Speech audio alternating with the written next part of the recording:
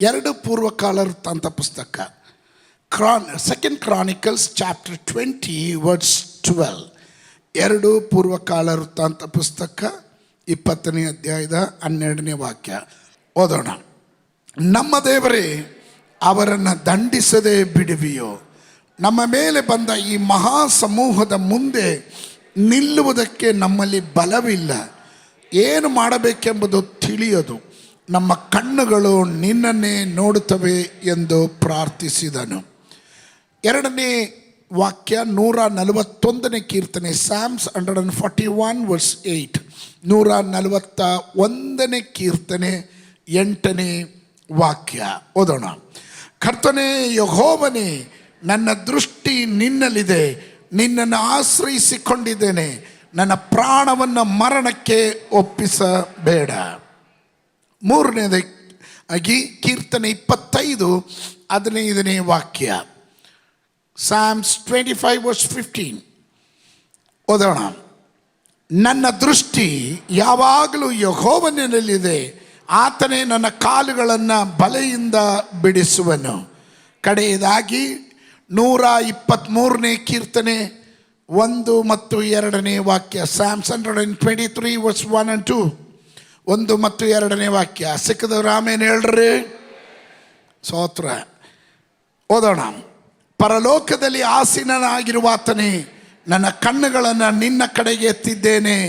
ಯಜಮಾನನ ಕೈಯನ್ನು ದಾಸನ ಕಣ್ಣುಗಳು, ಯಜಮಾನಿಯ ಕೈಯನ್ನು ದಾಸಿಯ ಕಣ್ಣುಗಳು ನೋಡುವ ಪ್ರಕಾರವೇ ನಮ್ಮ ಕಣ್ಣುಗಳು ನಮ್ಮ ಯೆಹೋವ ದೇವರನ್ನು ನೋಡುತ್ತಾ ಆತನ ಕಟಾಕ್ಷವನ್ನು ನಿರೀಕ್ಷಿಸಿಕೊಂಡಿದ್ದೇವೆ. ಈ ವಾಕ್ಯಗಳಿಗಾಗಿ ಸ್ತೋತ್ರ ಹೇಳೋಣ. ಎಲ್ಲರೂ ಬಾಯಿ ತೆರೆದು ಸ್ತೋತ್ರ ಹೇಳೋಣ. ಕರ್ತನೇ, ನಿನ್ನ ಜನರು ಓದಿದಂಥ ಈ ವಾಕ್ಯಗಳು ಇವರ ಹೃದಯದ ಆಳದಲ್ಲಿ ಕರ್ತನೇ ಈ ವಾಕ್ಯಗಳು ಬೇರೂರತಕ್ಕಂತೆ ಇವತ್ತಿನ ಸಂದೇಶವು ಪ್ರತಿಯೊಂದು ವ್ಯಕ್ತಿಗಳಿಗೂ ಕುಟುಂಬಗಳಿಗೂ ಕರ್ತನೇ ವ್ಯಕ್ತಿಗತವಾಗಿ ಮಾತ್ರವಲ್ಲ, ಸಾಮಾಜಿಕವಾಗಿಯೂ ಆತ್ಮಿಕವಾಗಿಯೂ ಆರ್ಥಿಕವಾಗಿಯೂ ಎಲ್ಲ ಮಂಡಲಗಳಲ್ಲೂ ಕೌಟುಂಬಿಕವಾಗಿಯೂ ಎಲ್ಲ ಮಂಡಲಗಳಲ್ಲಿ ಇವರಿಗೊಂದು ಬಿಡುಗಡೆಯನ್ನು ತರಲಿ. ದೊಡ್ಡ ಅದ್ಭುತಗಳು ಇವರು ಕಾಣಲಿ ಎಂದು ನಾನು ಪ್ರಾರ್ಥಿಸ್ತೇನೆ. ಯೇಸುವಿನ ನಾಮದಲ್ಲಿ ಬೇಡ್ತೇನೆ ತಂದೆ, ಆಮೆನ್. ಇವತ್ತಿನ ನನ್ನ ಸಂದೇಶದ ಪೀಠಿಕೆ, my eyes are upon you. ನನ್ನ ಕಣ್ಣುಗಳು ನಿನ್ನನ್ನೇ ನೋಡುತ್ತದೆ. ಪಕ್ಕದಲ್ಲಿರೋ ಕೈ ಕೊಟ್ಟು ಒಂದು ಮಾತಿನಲ್ಲಿ ಆಶೀರ್ವಾದದ ಮಾತನ್ನು ಹೇಳಿಬಿಟ್ಟು ಕುಳಿತುಕೊಳ್ರಿ. ನಮಗೆಲ್ಲರಿಗೂ ಸುಪರಿಚಿತವಾಗಿರುವಂಥ ವೇದವಾಕ್ಯವನ್ನು ನಿಮ್ಮ ಮುಂದೆ ನಾನು ಹೊತ್ತು ತಂದೆ. ಇದು ಎಲ್ಲರಿಗೂ ಅನೇಕ ಆವರ್ತಿ ಕಳೆದ ದಿವಸ ನಾನು ಉಪವಾಸ ಪ್ರಾರ್ಥನೆಯಲ್ಲಿ ಇಲ್ಲಿ ಪ್ರಸಂಗ ಮಾಡ್ತಾ ಇರುವಾಗ ಈ ವಾಕ್ಯವು ನನ್ನ ಹೃದಯದಲ್ಲಿ ಮತ್ತೊಮ್ಮೆ ಮಾತನಾಡಲಿಕ್ಕೆ ಆರಂಭವಾಯಿತು. ಇದಕ್ಕೆ ಮುಂಚಿತವಾಗಿ ಯೆಹೋಷಾಫಾಟನ ಕುರಿತು, ಅವನಿಗೆ ವಿರುದ್ಧವಾಗಿ ಬಂದಂಥ ಶತ್ರುವಿನ ಕುರಿತು ನಾನು ಹಂತವಾಗಿ ವಿವಿಧ ರೀತಿಗಳಲ್ಲಿ ಪ್ರಸಂಗ ಮಾಡಿದ್ದೇನೆ. ನಿಮಗೆಲ್ಲರಿಗೂ ಅದು ಸುಪರಿಚಿತವಾಗಿದೆ. ಆದರೆ ಇವತ್ತು ನಾನು ಆ ಭಾಗಕ್ಕೆ ಹೋಗದೆ ಸ್ವಲ್ಪ ವ್ಯತ್ಯಾಸಕರವಾಗಿ ಮತ್ತೊಂದು ರೀತಿಯಲ್ಲಿ ದೇವರು ಕೊಟ್ಟಿರುವ ಆಲೋಚನೆಯನ್ನು, ಪ್ರಬೋಧನೆಯ ಶಬ್ದವನ್ನು ನಿಮ್ಮ ಮುಂದೆ ಇಡಲಿಕ್ಕೆ ನಾನು ಬಯಸುವಂತನಾಗಿದ್ದೇನೆ. ಅದಕ್ಕೆ ನಾನು ಓದಿದಂಥ ವಾಕ್ಯ ಮತ್ತೊಮ್ಮೆ ಎರಡು ಪೂರ್ವಕಾಲ ವೃತ್ತಾಂತ ಪುಸ್ತಕ ಸೆಕೆಂಡ್ ಕ್ರಾನಿಕಲ್ಸ್ ಚಾಪ್ಟರ್ 20 ವರ್ಸ್ 12 ಮತ್ತೊಮ್ಮೆ ಓದೋಣ. ನಮ್ಮ ದೇವರೇ, ಅವರನ್ನು ದಂಡಿಸದೆ ಬಿಡುವೆಯೋ? ನಮ್ಮ ಮೇಲೆ ಬಂದ ಈ ಮಹಾ ಸಮೂಹದ ಮುಂದೆ ನಿಲ್ಲುವುದಕ್ಕೆ ನಮ್ಮಲ್ಲಿ ಬಲವಿಲ್ಲ. ಏನು ಮಾಡಬೇಕೆಂಬುದು ತಿಳಿಯದು. ನಮ್ಮ ಕಣ್ಣುಗಳು ನಿನ್ನನ್ನೇ ನೋಡುತ್ತವೆ ಎಂದು ಪ್ರಾರ್ಥಿಸಿದನು. ಯೆಹೋಷಾಫಾಟನು. ಯಾರು ಯೆಹೋಷಾಫಾಟನು? A greatest king of Judah, ಯಹೂದ ಸಾಮ್ರಾಜ್ಯದ ಶ್ರೇಷ್ಠನಾದಂಥ ಭಕ್ತನಾದಂಥ ಒಬ್ಬ ಅರಸನು. ಇವನ ತಂದೆ ಆಸಾನು ಕುರಿತು ನಾನು ಅನೇಕ ವರ್ಷಗಳ ಹಿಂದೆ ಮಾತನಾಡಿದ್ದೆ. ಫಾಲಿ ಆಸ ಅಂದರೆ ಮೂರ್ಖನಾದ ಆಸ ಎಂಬ ಟೈಟಲ್ನಲ್ಲಿ ನಾನು ಪ್ರಸಂಗ ಮಾಡಿದೆ. ಇವನ ತಂದೆ ಹೆಸರು ಆಸ. ಇವನು ಈ ನಾವು ಅದರ ಹಿಂದೆ ಚರಿತ್ರೆ ಒಂದು ಸ್ವಲ್ಪ ಅರ್ಥ ಮಾಡ್ಕೊಳ್ರಿ. The fourth king after Solomon's kingdom divided. ಇಸ್ರಾಯೇಲ್ ದೇಶ ವಾಗ್ದಾನದ ದೇಶಕ್ಕೆ ಬರುವಾಗ ಇವರು ಒಂದೇ ದೇಶವಾಗಿದ್ದು ಮುಂದೆ ಬಂದವರು.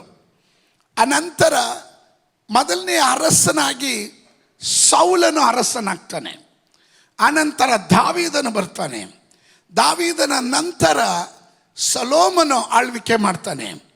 That Kingdom was United Kingdom. ಅದು ಒಟ್ಟಿಗೆ ಇರುವ ಸಾಮ್ರಾಜ್ಯವಾಗಿತ್ತು. ಆದರೆ ಸೊಲೊಮೋನನ ನಂತರ ಆ ಸಾಮ್ರಾಜ್ಯ ಎರಡು ಭಾಗವಾಗುತ್ತೆ. ಒಂದು ಉತ್ತರ, the northern Kingdom and southern Kingdom. ಒಂದು ದಕ್ಷಿಣ ಭಾಗ ಮತ್ತು ಉತ್ತರ ಭಾಗ. ಉತ್ತರ ಭಾಗದಲ್ಲಿ 10 ಕುಲಗಳು ಇದೆ. ದಕ್ಷಿಣ ಭಾಗದಲ್ಲಿ 2 ಕುಲಗಳು ಇರುವಂಥದ್ದಾಗಿದೆ. ದಕ್ಷಿಣ ಭಾಗದಲ್ಲಿ 2 ಕುಲ, ಅದು ಯಹೂದ ಮತ್ತು ಬೆನ್ಯಾಮಿನ್ 2 ಗೋತ್ರಗಳು ಅಥವಾ ಕುಲಗಳು ಸೇರಿ ದಕ್ಷಿಣ ಭಾಗದಲ್ಲಿ ಅವ್ರನ್ನ ಯಹೂದ ಕುಲ ಎಂದು ನಾವು ಯಹೂದ ಸಾಮ್ರಾಜ್ಯ ಅಂತ ಕರಿತೇವೆ. ಉತ್ತರದಲ್ಲಿ 10 ಕುಲಗಳಿದೆ. 10 ಕುಲಗಳು ಸೇರಿ ಉತ್ತರ ಭಾಗದಲ್ಲಿ ಇಸ್ರಾಯೇಲ್ ಎಂಬ ಹೆಸರಿನಲ್ಲಿ ಕಾಣಲ್ಪಡುವಂಥದ್ದಾಗಿದೆ. ಹೀಗೆ ಮೊದಲನೇ ಅರಸನಾಗಿ ಉತ್ತರ ಭಾಗದಲ್ಲಿ ಜೆರುಬ್ಬಾಬೆಲ್ ಎನ್ನುವಂಥ ಮೊದಲನೇ ಅರಸನು, ಅವನು ಸೊಲೊಮೋನ ಮಗನಾಗಿದ್ದನು. ಹಾಗೆ ದಕ್ಷಿಣ ಭಾಗದಲ್ಲಿ ರೆಹಬೋಮನು. ಇವರಿಬ್ಬರು ಮೊದಲನೇ ಅರಸರಾಗಿ ಆಳ್ವಿಕೆಯನ್ನು ಮಾಡ್ತಾರೆ. ಇದರ ಪ್ರತ್ಯೇಕತೆ ಈಗ ಯಹೂದ್ಯರಿಗೆ ವಿರುದ್ಧವಾಗಿ ಸೈನ್ಯವು, ಒಂದು ದೊಡ್ಡ ಮಹಾ ಸಮೂಹ ಬರ್ತಾ ಇದೆ. A multitude surrounded Jehoshaphat's kingdom. ಅಂದರೆ ಯಹೂದರ ಆಳ್ವಿಕೆಯನ್ನು ಇವರು ಆಕ್ರಮಣ ಮಾಡಕ್ಕೆ ಬರ್ತಾರೆ. 3 ರಾಜ್ಯಗಳು, ಅಂದರೆ 3 ಶತ್ರುವಿನ ಪ್ರಬಲವಾದ 3 ಶಕ್ತಿಗಳು ಒಟ್ಟಿಗೆ ಇವರನ್ನು ಆಕ್ರಮಿಸುವುದಕ್ಕೆ ಬರ್ತಾ ಇದ್ದಾರೆ. ಈ ಪರಿಸ್ಥಿತಿ ಗಮನಿಸಿದ್ರೆ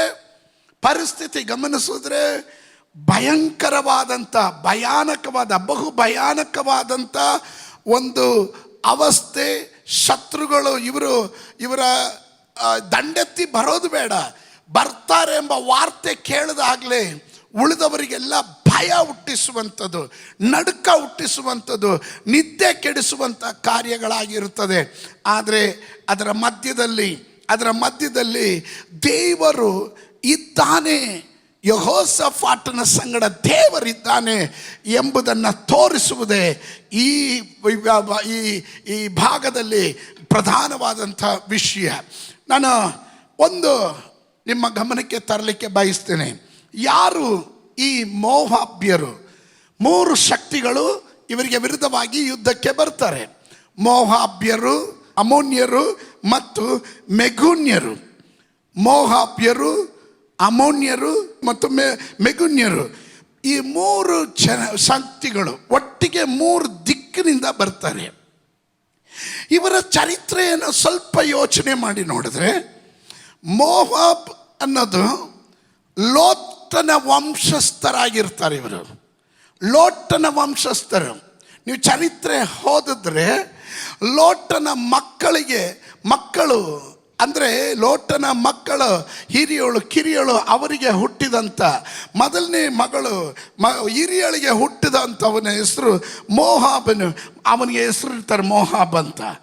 ಆ ಗುಂಪಿನ ಆ ವಂಶಸ್ಥರಾಗಿರ್ತಾರೆ ಮೋವಾಬ್ಯರು. ನೀವು ಅದನ್ನು ಆದಿಕಾಂಡ ಪುಸ್ತಕ 19ನೇ ಅಧ್ಯಾಯದ 36 ಮತ್ತು 37ನೇ ವಾಕ್ಯದಲ್ಲಿ ಗಮನಿಸ್ಬೋದು. 38ನೇ ವಾಕ್ಯಕ್ಕೆ ಬಂದಾಗ ಅಲ್ಲಿ ಅಮ್ಮೋನ್ಯರ ಕುರಿತು ನಾವು ಕಾಣ್ತೇವೆ. ಅದೇ ಅಧ್ಯಾಯದಲ್ಲಿ ಇವರು ಸಹ ಲೋಟನ ವಂಶಸ್ಥರಾಗಿರ್ತಾರೆ. ಲೋಟನ ವಂಶಸ್ಥರಾಗಿರ್ತಾರೆ. 38ನೇ ವಾಕ್ಯದಲ್ಲಿ ಅದನ್ನು ನಾವು ಗಮನಿಸ್ಬೋದು. ಇವರ ಪ್ರತ್ಯೇಕತೆ ಅಂದರೆ ಇಸ್ರಾಯೇಲ್ ಜನರು ವಾಗ್ದಾನದ ದೇಶಕ್ಕೆ, ವಾಗ್ದಾನದ ಕನಾನ್ ದೇಶಕ್ಕೆ ಹೋಗೋದಕ್ಕೂ ಅಡ್ಡಿಪಡಿಸಿದ ಗುಂಪಿನ ಜನ ಇವರಾಗಿರ್ತಾರೆ. ಇವರಿಗೆ ಅದರ ಅವಶ್ಯಕತೆ ಇಲ್ಲ ಎನ್ನೋ ರೀತಿಯಲ್ಲಿ ವಿರೋಧವಾಗಿ ಕ್ರಿಯೆಗಳನ್ನು ಮಾಡಿದಂಥ ಗುಂಪಿನವರಾಗಿರ್ತಾರೆ. ಬಾಲಾಕನ ಬೀಲಾಮನ ಕುರಿತಾಗೆಲ್ಲ ನಾವು ಕಾಣ್ತೇವೆ ಆ ಚರಿತ್ರೆಯಲ್ಲಿ. ಅವರೆಲ್ಲ ಬರ್ತಾರೆ. ಇವರು ದೇವರ ವಾಗ್ದಾನಕ್ಕೆ ತದ್ವಿರುದ್ಧವಾಗಿ ನಡೀತಿದ್ದಂಥ ಗುಂಪಿನ ಜನವಾಗಿರ್ತಾರೆ. ಇವರ ಸಂಗಡವಾಗಿ ಕೂಡ್ಕೊಂಡಿದ್ದು ಮೆಗುನ್ಯರು ಅಂದರೆ ಇವರು ಏಸಾವನ ವಂಶಸ್ಥರು. ಎಡೋಮ್ ಏಸಾವನ ವಂಶಸ್ಥರಾಗಿರ್ತಾರೆ. ಇವರು ಏಸಾವನ ವಂಶಸ್ಥರಾಗಿ ಬರುವಂಥವರು. ಇವರು ಮೂವರು ಒಟ್ಟಿಗೆ ಸೇರಿ ಯುದ್ಧಕ್ಕೆ ಬರ್ತಾ ಇರೋದು. ಸ್ತೋತ್ರ. ಯುದ್ಧ ಅಂದಿದ ತಕ್ಷಣ ಎಲ್ಲ ಸೈಲೆಂಟ್ ಆಗ್ಬಿಟ್ರಿ. ಮೂವರು ಸೇರಿ ಯುದ್ಧಕ್ಕೆ ಬರ್ತಾ ಇರೋದು. ಈ ಸಂದರ್ಭದಲ್ಲಿ ಯೆಹೋಷಾಫಾಟನು ಮಾಡಿದ ಪ್ರಾರ್ಥನೆ. ಸ್ತೋತ್ರ. ಮೋಹಾಬ್ಯರು, ಅಮ್ಮೋನ್ಯರು, ಮೆಗುನ್ಯರು, 3 ಗುಂಪಿನ ಜನ 3 ದಿಕ್ಕಿನಿಂದ ಒಕ್ಕೂಟವಾಗಿ ಒಂದಾಗಿ ಅಟ್ಯಾಕ್ ಮಾಡಕ್ಕೆ ಬರ್ತಾ ಇರೋದು ಯೂದ ಸಾಮ್ರಾಜ್ಯವನ್ನು. Hallelujah, hallelujah. ಯೆಹೋಷಾಫಾಟನು ಅವನು ಒಂದು ಶತ್ರುವನ್ನೆಲ್ಲ ಎದುರಿಸ್ತಾ ಇರೋದು. 3 ಶತ್ರುಗಳು 3 ತಂತ್ರಗಳೊಂದಿಗೆ ಬರ್ತಾ ಇದ್ದಾರೆ. ಆಮೇನ್. ನಾವು ಕೆಲವೊಮ್ಮೆ ಶತ್ರುಗಳೆಲ್ಲ ಒಟ್ಟಿಗೆ ಬರುವಾಗ ಇವರನ್ನ ಫೇಸ್ ಮಾಡೋದು ಭಾಳ ಕಷ್ಟ, ಭಾಳ ಕಷ್ಟ. ಹೋರಾಟಗಳು ಬಂದಾಗ ಒಂದು ಆದರೆ ಏನೋ ಎದುರಿಸ್ಬೋದು. ಎಲ್ಲ ದಿಕ್ಕುಗಳಿಂದ ಒಟ್ಟಿಗೆ ಬಂದರೆ ಭಾಳ ಕಷ್ಟವಾಗುವಂಥದ್ದಾಗಿದೆ.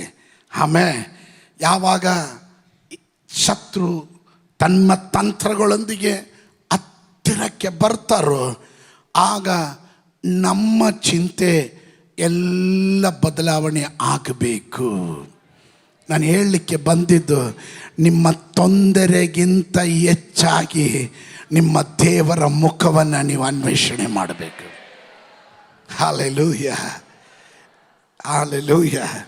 When enemy comes so close to deal with, it is to switch your focus from your problem and turn your focus on God. ನೀವು ದೇವರ ಕಡೆಗೆ ನಿಮ್ಮ ದೃಷ್ಟಿಯನ್ನು ತಿರುಗಿಸ್ಬೇಕು. ಅದಕ್ಕೆ ಯೆಹೋಷಾಫಾಟನು ಹೇಳಿದನು, ನಾನು ಇವರ ಜೊತೆಯಲ್ಲಿ ಹೋರಾಟ ಮಾಡೋಕ್ಕಾಗಲ್ಲ, ಇವರ ಸಾಮರ್ಥ್ಯಕ್ಕೆ ನಾನು ಹೋಲಿಕೆ ಮಾಡೋಕ್ಕಾಗಲ್ಲ, ನಾನು ಯುದ್ಧ ಮಾಡಿ ಇವರನ್ನ ಗೆಲ್ಲೋದಕ್ಕೆ ಸಾಧ್ಯವಿಲ್ಲ. ಅದಕ್ಕೆ ಅವನು ಹೇಳ್ತಾನೆ, ಇವರ ಈ ಮಹಾ ಸಮೂಹದ ಮುಂದೆ ನಿಲ್ಲೋದಕ್ಕೆ ನಮಗೆ ಬಲ ಇಲ್ಲ, ಏನು ಮಾಡಬೇಕು ಅಂತ ನಮಗೆ ಗೊತ್ತಿಲ್ಲ. ನಮ್ಮ ಕಣ್ಣುಗಳು ನಿನ್ನನ್ನೇ ನೋಡ್ತಾ ಇದೆ. ಹಲ್ಲೆಲೂಯ. ಇವತ್ತು ಪ್ರತಿಕೂಲಗಳು ಬಂದಾಗ, ಹೋರಾಟ ಬಂದಾಗ, ನಿಂದೆಗಳು ಬಂದಾಗ, ಅವಮಾನಗಳು ಬಂದಾಗ, ಹಿಡಿದು ನಿಲ್ಲೋಕ್ಕಾಗಲ್ಲ ಎನ್ನುವ ಪರಿಸ್ಥಿತಿ ಬಂದಾಗ, 1 ಅಲ್ಲ 2 ಅಲ್ಲ 3 ಅಲ್ಲ, ಒಂದು ಮುಗಿದ್ರೆ ಮತ್ತೊಂದು, ಮತ್ತೊಂದು ಮುಗಿದ್ರೆ ಮಗದೊಂದು ಎಂದು ಹೋರಾಟಗಳು, ಎಲ್ಲ ವಿಧವಾದ ಪ್ರಯಾಸಗಳು ಅಲೆಯಾಗಿ ಒಂದರ ಹಿಂದೆ ಒಂದು ಬರುವಾಗ, ಆ ಸಂದರ್ಭದಲ್ಲಿ ನೀವು ನೋಡಬೇಕಾಗಿರೋದು ಪ್ರತಿಕೂಲಗಳನ್ನಲ್ಲ, ನಿನ್ನ ತೊಂದರೆಗಳನ್ನಲ್ಲ, ನಿನ್ನ ಇಕ್ಕಟ್ಟುಗಳನ್ನಲ್ಲ. ಅದಕ್ಕೆ ಬದಲಾಗಿ ನಿನ್ನ ಫೋಕಸ್, ನಿನ್ನ ಗಮನವನ್ನು ದೇವರ ಕಡೆಗೆ ತಿರುಗಿಸು. ಏಯ್ ಕಮ್ ಆನ್ ಸಂಬಡಿ. ಹಲ್ಲೆಲೂಯ. ಅಂಥವ್ರು ಯಾರಾದರೂ ಇದರ ಒಳಗಡೆ ಇದ್ರೆ ಗಟ್ಟಿಯಾಗಿ ಒಂದು ಆಮೆನ್ ಹೇಳ್ರಿ. Yes, I have a problem. ಹೌದು, ನಾನು ಹೋರಾಟದಲ್ಲಿದ್ದೇನೆ. ಹೌದು, ನನಗೆ ಇಕ್ಕಟ್ಟಿರುವಂಥದ್ದಾಗಿದೆ. ಹೌದು, ನನಗೆ ಕಷ್ಟಗಳು ಇರುವಂಥದ್ದಾಗಿದೆ. ಆದರೆ ಇದು ಯಾವುದು ನನ್ನನ್ನು ಮುಳುಗಿಸೋದಿಲ್ಲ, ಇದು ಯಾವುದು ನನ್ನನ್ನು ಟಚ್ ಮಾಡೋದಿಲ್ಲ. ನನ್ನ ಫೋಕಸ್, ನನ್ನ ಗುರಿ, ನನ್ನ ನೋಟ, ನನ್ನ ದೃಷ್ಟಿ ನನ್ನ ದೇವರ ಮೇಲೆ ಆಗಿರುತ್ತದೆ. ಅಂಥವ್ರು ಯಾರಾದರೂ ಇದರ ಒಳಗಡೆ ಇದ್ರೆ ಅವರು ಮಾತ್ರ ಶಬ್ದ ತೆಗೆದು ಗಟ್ಟಿಯಾಗೊಂದು ಆಮೇಲೆ ಹೇಳ್ರಿ. Hallelujah. ಯಾವಾಗ ನೀವು ದೇವರ ಮುಖ ಅನ್ವೇಷಣೆ ಮಾಡ್ತೀರೋ, ಯಾವಾಗ ನಿಮ್ಮ ದೃಷ್ಟಿ C most of the people, ಅನೇಕ ಜನರು ಎಡುವುದು ಎಲ್ಲಿ ಗೊತ್ತಾ ಎಡುವುದು? ಪ್ರಾಬ್ಲಮ್ ಬಂದರೆ ಪ್ರಾಬ್ಲಮ್ ಹಿಂದೆ ಓಡ್ತಾ ಇರ್ತಾರೆ. ಸೋತ್ರ ನಾಯಿಗೆ ಒಂದು ಎಲ್ಬೆ ತಾಕ್ಬಿಟ್ರೆ ಆ ನಾಯಿ ಅದರ ಹಿಂದೆನೇ ಹೋಗುತ್ತೆ. ಗೊತ್ತಾಗ್ತಿದೆಯಾ? ಸೋತ್ರ ಕಳ್ಳತನ ಮಾಡಕ್ಕೆ ಬರ್ತಾನೆ. ಕಳ್ಳತನ ಮಾಡಕ್ಕೆ ಬರೋನ್ನ ಅವನ ನಾಯಿಗೆ ಒಂದು ಎಲ್ಬು ಹಾಕ್ಬಿಟ್ಟು ನೈಸಾಗಿ ಕರೆದು ಪ್ರೀತಿಯಿಂದ ಎಲ್ಬು ಹಾಕಿದ್ರೆ ಅದು ನಾಯಿ ಎಲ್ಬಿನಿಂದ ಹೋಗುತ್ತೆ. ಶತ್ರು ಯಾವಾಗಲೂ ಮಾಡುವ ಒಂದು ಕುತಂತ್ರ, ದ ಸ್ಟ್ರಾಟಜಿ ನೀವು ಅರ್ಥ ಮಾಡ್ಕೊಳ್ರಿ. ನಿಮಗೆ ಯಾಕೆ ಪ್ರತಿಕೂಲ, ಯಾಕೆ ಇಷ್ಟೊಂದು ಹೋರಾಟ? ನೀವು ಒಳ್ಳೆಯದೇ ಮಾಡಿರ್ತೀರ, ಆದರೂ ನಿಮಗೆ ಪ್ರತಿಕೂಲ ಯಾಕೆ? ನಾನೆಲ್ಲ ಒಳ್ಳೆಯದೇ ಮಾಡಿದ್ದೀನಿ, ಆದರೂ ನನಗೆ ಯಾಕೆ ಇಷ್ಟೊಂದು ಹೋರಾಟ ಅಂತ ನೀವು ಕೇಳ್ತೀರ. ಏನು ಗೊತ್ತಾ ಹೋರಾಟ? ಶತ್ರು ನಿನ್ನನ್ನು ಆ ಪ್ರಾಬ್ಲಮ್ ಕಡೆಗೆ ಹೆಚ್ಚಿನ ಗಮನ ಹರಿಸಿ ನೀನು ಆ ಪ್ರಾಬ್ಲಮಲ್ಲೇ ಬಿದ್ದಿರಬೇಕು ಅನ್ನೋದು ಅವನ ಉದ್ದೇಶ. ಆದರೆ ದೇವರ ಉದ್ದೇಶ ನೀನು ಪ್ರಾಬ್ಲಮ್ ಅಲ್ಲ ನೋಡಬೇಕಾಗಿರೋದು, ನೀನು ನನ್ನ ಮುಖ ನೋಡಬೇಕು. ಇವತ್ತು ಎಷ್ಟು ಜನ ಹೇಳ್ತೀರ, ಹೋರಾಟ ಬರಲಿ, ನಿಂದೆಗಳು ಬರಲಿ, ಅಪಮಾನಗಳು ಬರಲಿ, ಕಷ್ಟಗಳು ಬರಲಿ, ರೋಗಗಳು ಬರಲಿ, ದಾರಿದ್ರ್ಯ ಬರಲಿ, ಸಾಲ ಬರಲಿ, ಏನೆಲ್ಲ ಬಂದರು ನನ್ನ ನೋಟ ಅದ್ರ ಮೇಲಲ್ಲ, ನನ್ನ ವಿಷಯ ಅದ್ರ ಮೇಲಲ್ಲ, ನನ್ನ ಹೃದಯ, ನನ್ನ ಕಣ್ಣು ನನ್ನ ದೇವರನ್ನೇ ನೋಡ್ತಾ ಇರ್ತವೆ ಎಂಬ ವಿಶ್ವಾಸಿಗಳಿಗಾಗಿ ನಾನು ದೇವರಿಗೆ ಸ್ತೋತ್ರ ಮಾಡ್ತಾನೆ.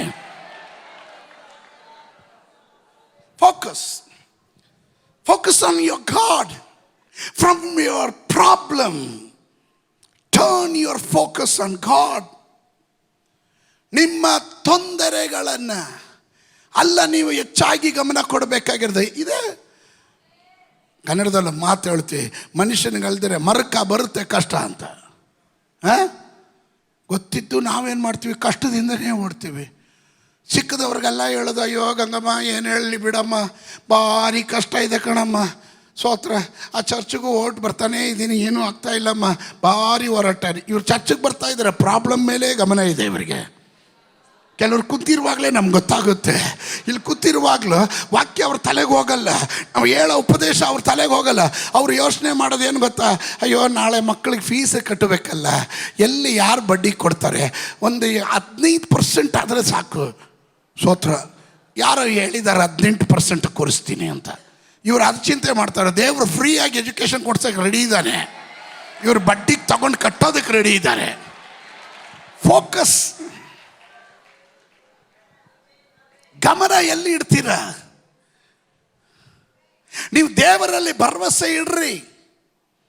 ನಿಮ್ಮ ತೋಳ್ಬಲಗಳಲ್ಲ, ಮನುಷ್ಯ ಮಾತ್ರದವರಲ್ಲ, ಪ್ರಭುಗಳಲ್ಲ, ನಿಮ್ಮ ಭರವಸೆ ಯೆಹೋವನಾದ ದೇವರಲ್ಲಿ ಇರಲಿ. ಯಾವಾಗ ನೀವು ಆ ರೀತಿ ಫೋಕಸ್ ಮಾಡ್ತಿರೋ, ಪರಲೋಕದ ದೇವರು ನಿಮಗೆ ಆನ್ಸರ್ ಕೊಡ್ತಾನೆ, ಉತ್ತರ ಕೊಡ್ತಾನೆ. ನೋಡ್ರಿ, ಸತ್ಯವೇದ ಗ್ರಂಥ ತಂದಿರುವವರು 2 ಪೂರ್ವಕಾಲ ವೃತ್ತಾಂತ ಪುಸ್ತಕ, book of 2 Chronicles chapter 20 verse 15 15ನೇ ವಾಕ್ಯ. ಅವನು ಎಲ್ಲಾ ಯೆಹೂದ್ಯರೇ, ಯೆರೂಸಲೇಮಿನವರೇ, ಅರಸನಾದ ಯೆಹೋಷಾಫಾಟನೇ, ಯೆಹೋವನು ಹೇಳುವುದನ್ನ ಕೇಳಿರಿ. ಯೆಹೋವನು ಹೇಳುವುದನ್ನ ಕೇಳ್ರಿ. ಈ ಮಹಾಸಮೂಹದ ನಿಮಿತ್ತವಾಗಿ ಕಳವಳಗೊಳ್ಳಬೇಡ್ರಿ.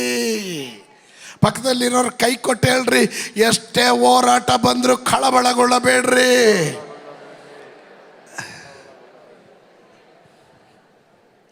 ಎಷ್ಟೇ ಹೋರಾಟ ಬಂದರೂ ಕಳವಳಗೊಳ್ಳಬೇಡ್ರಿ, ಹೆದರಬೇಡ್ರಿ. ಯುದ್ಧವು ನಿಮ್ಮದಲ್ಲ, ಅದು ದೇವರದೇ. Come on somebody shout hallelujah. ಯುದ್ಧ ನಿಮ್ಮದಲ್ಲ, ಅದು ದೇವರದೇ. ನೀನು ಎಷ್ಟು ಫೈಟ್ ಮಾಡಿದ್ರೆ ಇವ್ರ ಮೇಲೆ ಜಯ ಪಡೆಯೋಕ್ಕಾಗಲ್ಲ. You cannot.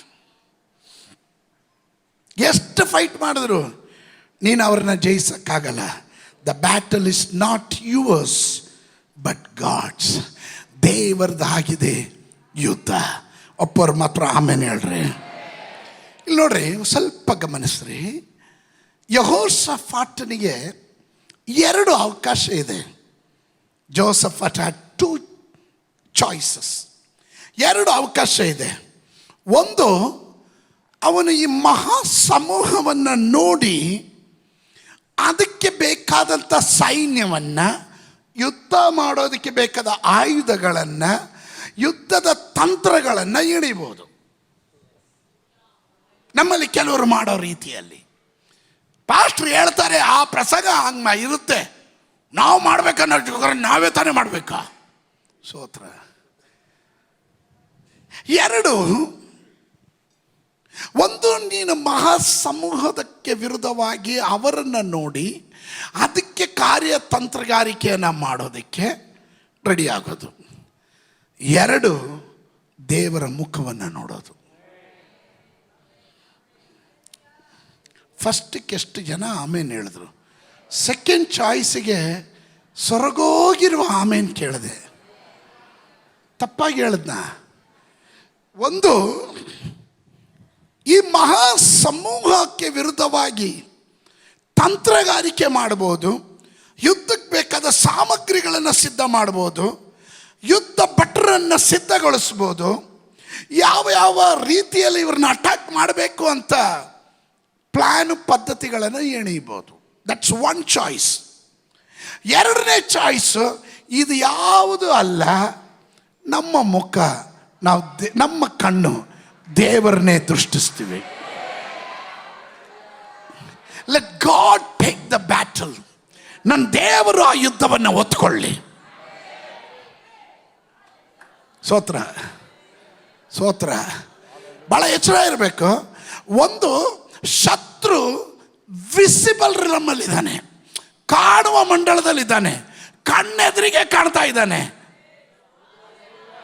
ಅದರ ದೇವರು ಕಾಣದೇ ಇರುವ ಮಂಡಳದಲ್ಲಿದ್ದಾನೆ, ಇನ್ವಿಸಿಬಲ್ ರಿಲಮ್ಮಲ್ಲಿದ್ದಾನೆ.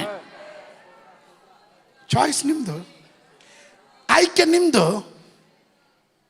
ಒಂದು, ಶತ್ರು ಕಾಣ್ತಾ ಇದ್ದಾರೆ, ಕಾಣುವ ಮಂಡಳ ಅದು.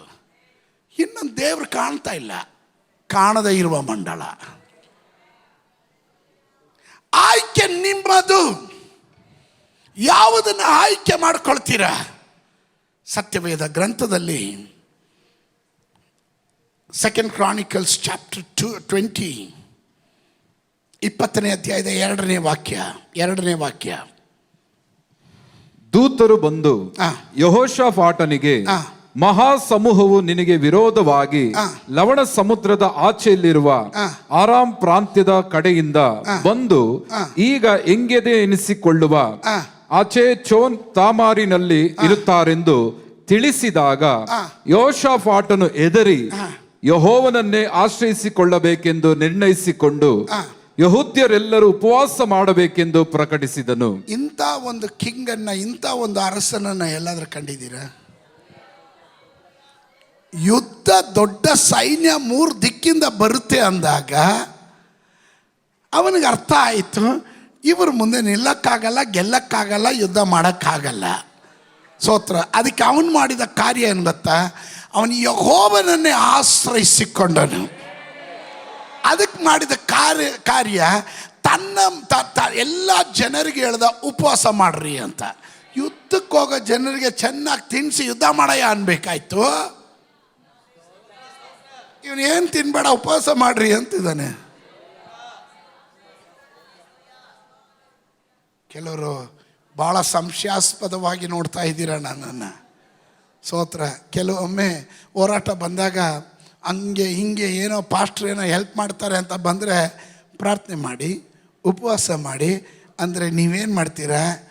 ಪಕ್ಕದಲ್ಲಿ ಕಲ್ಲಿದ್ದರೆ ತಲೆಗೆ ಹಾಕ್ಬಿಡೋಣ ಅನ್ನೋಷ್ಟು ಕೋಪ ಬರುತ್ತೆ, ಆದರೆ ಹಾಕಕ್ಕೂ ಪ್ರಯತ್ನ ಮಾಡಬೇಡ್ರಿ. ಸ್ತೋತ್ರ.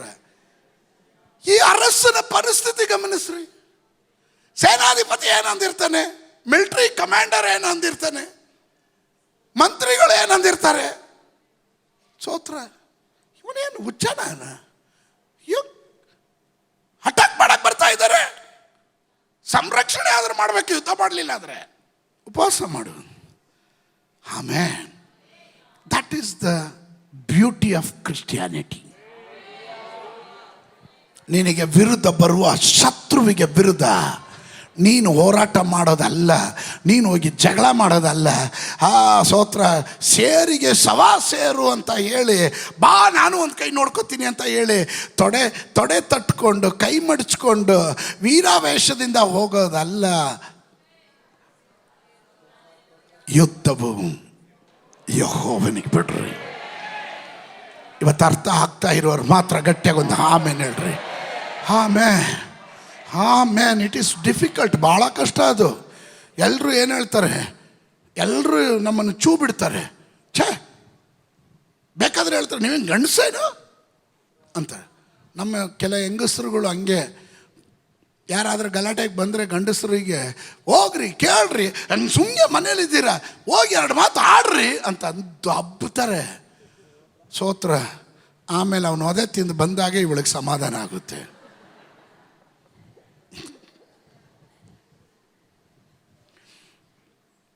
ಚಾಯ್ಸ್, ಆಯ್ಕೆ ನಿಮ್ಮದು. ನಿಮ್ಮ ಮುಂದೆ ಪ್ರಾಬ್ಲಮ್ ಇದೆ, ನಿಮ್ಮ ಮುಂದೆ ದೇವರಿದ್ದಾನೆ. ನಿಮ್ಮ ಮುಂದೆ ಈ ಪ್ರಾಬ್ಲಮ್ ತಾಂಡವ ಆಡ್ತಾ ಇದೆ, ಡ್ಯಾನ್ಸ್ ಮಾಡ್ತಾ ಇದೆ. You can see it. But ಇತ್ ಕಡೆ ದೇವರು ಮರೆಯಾಗಿದ್ದಾನೆ, ಕಾಣ್ತಾ ಇಲ್ಲ, ಇನ್ವಿಸಿಬಲ್ ರಿಲಮಲ್ಲಿದ್ದಾನೆ.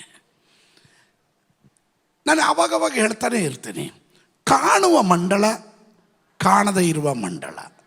ಕಾಣುವ ಮಂಡಳ ತಾತ್ಕಾಲಿಕ, ಕಾಣದೇ ಇರುವ ಮಂಡಳ ಶಾಶ್ವತ. ಕಾಣುವ ಮಂಡಳ ಫ್ಯಾಕ್ಟ್, ಆದರೆ ಕಾಣದೇ ಇರುವ ಮಂಡಳ super natural. Amen. We are not depending on the facts. We are depending on the supernatural. ನಾವು ವಾಸ್ತವಕ್ಕೆ ಕಟ್ಟು ಬಿದ್ದವರಲ್ಲ. ಪರಿಸ್ಥಿತಿ ಹೇಳ್ತಾ ಇದೆ ಕರೆಕ್ಟ್, ಇದೆಲ್ಲ ರೈಟ್,